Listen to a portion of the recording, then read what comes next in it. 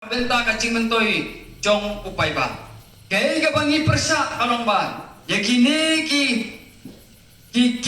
lanai kini ki kedop lum khajna ki balong be an Henry om ya ki bayat kakum ka an jong ga district council kata ngira krensai nadok basdang Henry kini ki ba persa ini ki wan ban pentami si upai ba sngo ba lawan ga district council kanong lum khajna ai isu Habis dia profesional tax, ke tax ke balong ke kum ke an, ke tax ke badai benlum ke balang ai bor, dah ki an, jom ke sarkar India, yang kata ruki keren dan persya, yang ke voice of the people party. Hendak pai ba, kei ke pengaku apa ni keren depi, yang ke balong ke jenang ke kum ke an, ngihap penyesir kata, namar bawa ke sarkar India ke lum sipun cat ikajana, ke sarkar jana ke lum sipun cat ikajana. Enong ibi pai ba ke khajana ke ba upai ba usil ke dei ke tingka jong upai ba hoi ka kwa bane tu ibi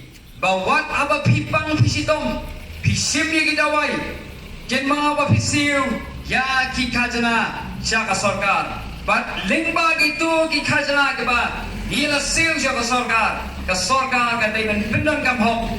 na ka benta ke jingmentoi jong upai ba di paiba nagaliang joka voice of the people party iwan ban pensa jepi baka sarkar ka dei ben pendon kam hok ya ka pisa ka ba kala lubna paiba nagabenta ka chingmentoi jong paiba ini ba hagini kisnam bagini ka post nam balale no habi kala jungi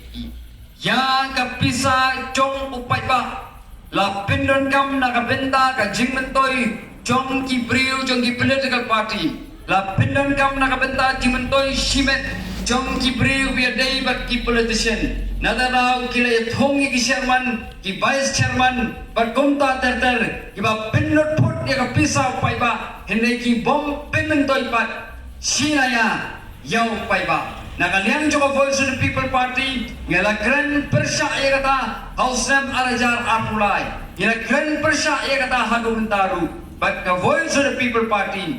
habi iwan hagabor ngin pinduna dapat ngin pinkut hiru ya kata ka jing penutput ya ka pisa jong pai ba nang ba ngin la ban a ka jing sekri ka ba khamha na ka benta jong pi pai ba na ka pai ba komala kren ban wanra ya kum ka ni ka sensa ka khada ngin ya de ni galanti ba de tang ni galanti hiru bangila ban a ya ka kata ka jing sensa ba ngin nam pendan kam ya ka pisa